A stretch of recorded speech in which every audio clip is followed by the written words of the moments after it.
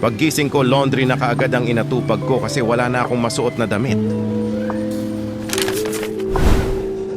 Daily Vlog Day 10. After mag-almusal at magpa-laundry, syempre tupi na ng dami at baka tupiin pa ito ng mga aso ko.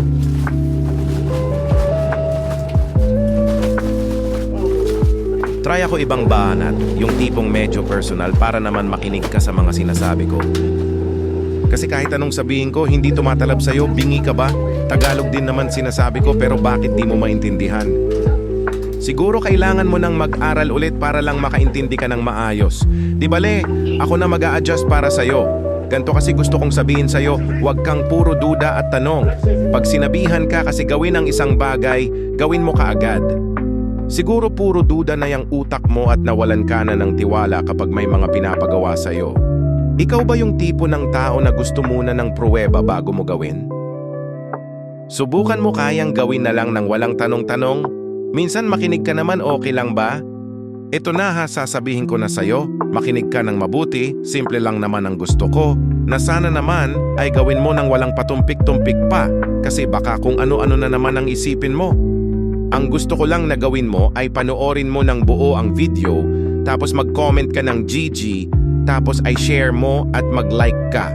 Simple lang, di ba? Tapos kapag hindi mo yan magawa, ewan ko na lang talaga sa'yo. Trabaho na naman, walang katapusan. Kung pwede lang kumita nang nakaupo ka lang.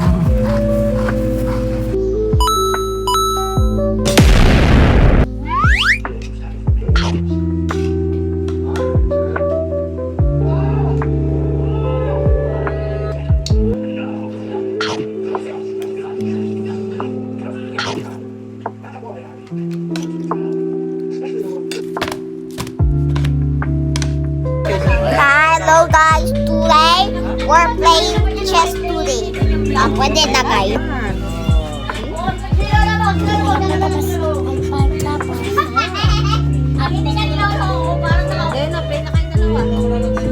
One.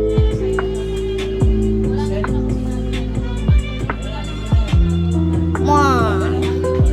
Yeah, I'm one. I'm Mr. One. Okay, ako naman.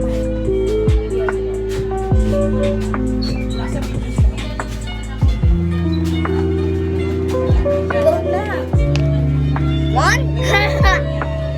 Oo, ulit. Hindi. Two. One? Asan yung one? Hindi. Hindi. Ikaw to.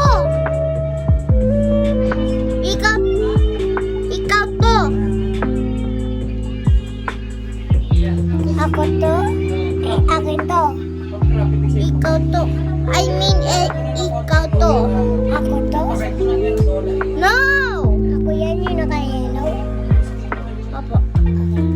Two means one, two. And asan ako?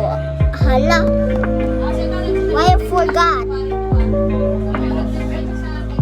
Always like, I am... Okay na. Hulaan mo kung ilan to ha? Ay, ako to. 1, 2, 3, go. Bye! Ako?